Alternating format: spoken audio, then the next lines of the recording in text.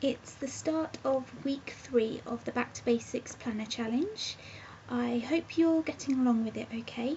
If you've had any problems or any questions, just ask down below, or if you're on the Facebook page, comment on there and I'll answer your questions. So for the previous 2 weeks, your challenge was to use no stickers and no washi tape. The challenge was that you were allowed to use pens, and you could use those pens to replicate the functional stickers that you usually use in your planner. So for example, if you use water droplet stickers or even water droplet stamps, use pens to replicate that. If you use other stickers that are functional, use the pens to draw them in. It's actually really fun. You just, for those 2 weeks, weren't allowed to use any stickers, any stamps or any washi tape. But for this next week, so week 3, you are allowed to use functional stickers. And I know a few of you will be excited about that because you miss them. If you've used them for a long time, then it's difficult to stop using them completely. And that's for the challenge of the first 2 weeks. I hope that the first 2 weeks has really showed you what it's like to not use the stickers and for you to see whether or not you can live without them. So the first week is usually the novelty, and that doesn't really prove whether you can or can't use them. The second week is really the challenge that proves or disproves the theory that you can get by without them. So today, which is Sunday, the end of week 2, just before week 3 starts, really sit down and question how you did in weeks 1 and 2, whether you learnt that you can get by without using the stickers, whether you feel happy that you're using your pens more than your stickers, whether you feel that you're saving money by not having to buy those stickers again and again, or whether you really miss using them and you really want to use them in the future. That is the point of this challenge. I'm not saying that you can't ever use these stickers again, it's just that this month challenges you to question whether you need them or not, and by the end of the month you can make your mind up. You can go back to using stickers and washi tape, or you can say, actually, I'm going to try not using them for a little while longer, and then you might find that actually it's more fun to draw them in yourself. So for the next week, and actually for the rest of the challenge, because you're allowed to do this in week 4 as well, you are allowed to use functional stickers. So if you've got like arrow stickers to highlight important things, if you've got countdown stickers, if you use stamps, so for example water droplet stamps or stamps that have a keyword on them, use them.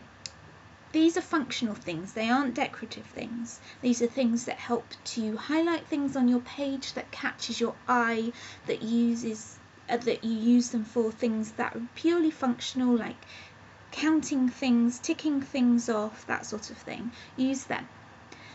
In week 4, we're going to start using decorative things, not stickers, decorative things, but in week 3 you're allowed to use functional stickers.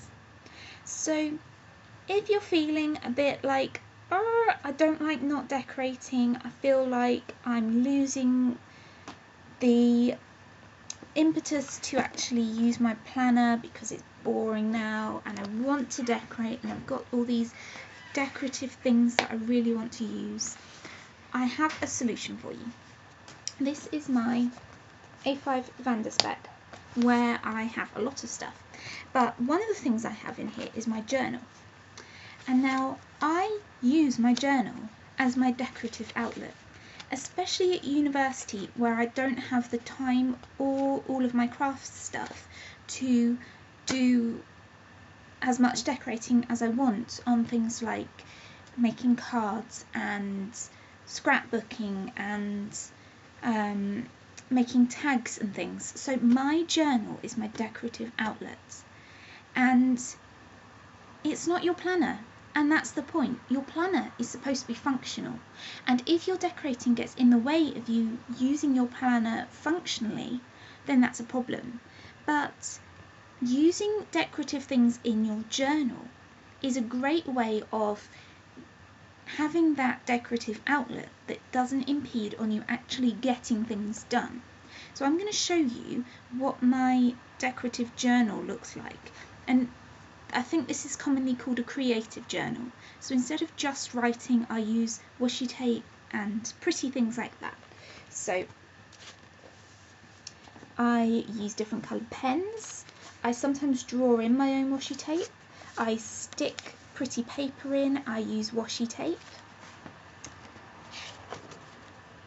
There's another spread of the journal. I draw in things, so I'm not very good, but I try. It's really hard. I'm doing things backwards. There's a flower I drew and some stars. I stuck a couple of stickers here, so there's one just there, and there's one up there.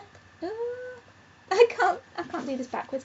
Up there, and I also did a page that's just a painted thing where I wrote over the top of it, so that's like art journaling. I drew a TARDIS just there, and I also used some glitter glue, and basically I use coloured pens, a bit of washi tape, and sparkly gel pens and watercolours. I also print out pictures that I've taken and stick them in. For example, I've tipped this one in, and draw my own borders and that sort of thing. So that is, instead of me doing things decoratively in my planner when I want my planner to be functional, and when in particular for me I can lose what I've written on the page in my planner if it's full of decorative things. I can't find what I'm looking for. Then that is my creative outlet. So that's an option for you. If you journal, you might want to start putting your washi tape on your journaling pages as your creative outlet instead of putting it in your planner, at least for the next 2 weeks, because you can decide whether or not you want to carry on doing decorating in your planner after the end of week 4, that's up to you. But for the next 2 weeks, if you journal, maybe start to do creative journaling. If you don't journal, maybe it's an excuse for you to start. It's really therapeutic and it gets things off your chest, and especially if you want to have a good moan, but you don't want to moan at anyone in particular. If you feel like it's something that you can't tell anyone, your journal is a really good place to do that.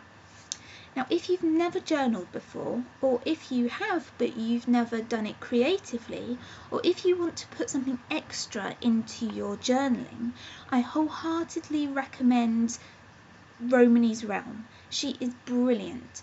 Her When Frogs Sing journaling classes are fantastic. Now she teaches you writing techniques, planning techniques, which are great for your planner, but also you can use them in your journal, and drawing techniques. So it's not just the stick some washi tape in thing, it's how to draw things that are important to you. So, for example, I'd love to be good enough to draw my pets, and that is something that I think she will be doing next year, because When Frogs Sing 2016 is going to be mainly about learning how to draw. So using different artistic techniques and starting from scratch, but also building you up if you're already quite good at drawing.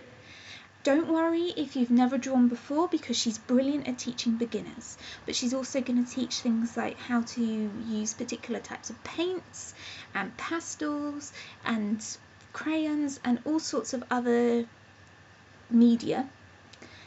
And also, she's not just going to do the drawing and the painting, but next year she's going to rerun the planning and the writing schools. So if you want to go onto her website, I will post the link below, and look at her classes. They are paid-for classes, but what I did when I was deciding whether or not to buy it was I divided the total amount that the class costs by 365, or next year is the leap year, so 366, and you see how much money it costs per day, and you think about how much she puts into her work. She does 3 weeks of classes per month, so that you have 1 week of kind of a catch-up week. So basically it's almost every day of the month you get a really good class. It's either prompts, written prompts, or questions, or a video, or both.